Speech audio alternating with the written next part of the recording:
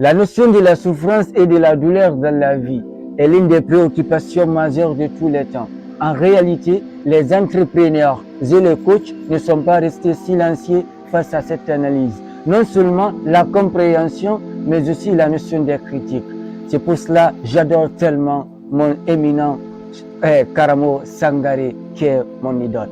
Donc, aujourd'hui, je vais te raconter une histoire très, très inspirante. Moi, en personne, lorsque j'ai rencontré cette histoire, elle m'a énormément aidé. Non seulement elle a transformé mes douleurs à des sourires, mais aussi mes souffrances de la vie à des rigolos. Masha'Allah. Donc, avant d'abord de commencer cette histoire, si tu n'es pas abonné à la chaîne, je t'invite de t'abonner dès maintenant et d'activer ta cloche de notification pour ne pas rater les anciennes et les prochaines vidéos que je vais te délivrer chaque samedi, Inch'Allah.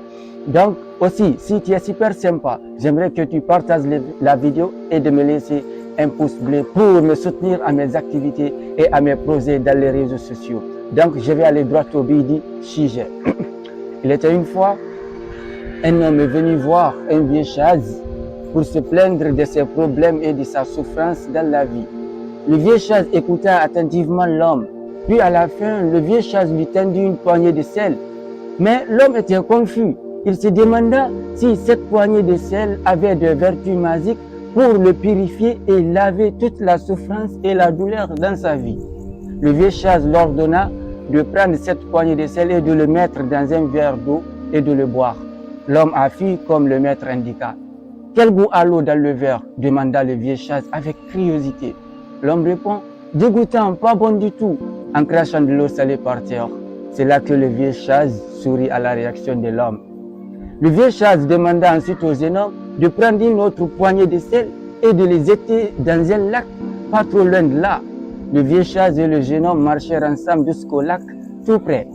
L'homme lança la poignée de sel dans le lac et mélangea l'eau autant qu'il peut. Maintenant, bois l'eau du lac. L'homme a bu l'eau fraîche du lac sans aucun problème. Quel goût a l'eau dans le lac? Demanda le vieux chaise. Mais l'homme avait soif. Il appréciait beaucoup l'eau fraîche du lac. Il répond, mais je ne bois pas du tout du sel, tout étonné. C'est là que le vieux chaise s'assit alors à côté du jeune homme et lui dit, mon fils, mon jeune homme, la douleur et la souffrance de la vie, c'est comme du sel pur, ni plus ni moins. La même quantité de sel ajoutée à un verre d'eau n'aura pas le même effet que cette même quantité de sel ajoutée à un lac. L'effet du sel dépend de son contenant. Donc, toi, ma soeur ou mon frère, je vais te dire une chose. La douleur dans la vie, notre douleur, notre souffrance de la vie reste exactement la même. Cependant, la quantité d'amertume que nous goûtons dépend du récipient dans lequel nous mettons notre souffrance.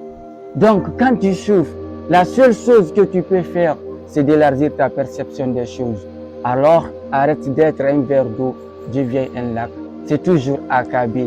Le destin ne dépend une grande partie de nos choix et nos actions. Je t'invite à t'abonner à la chaîne. Merci.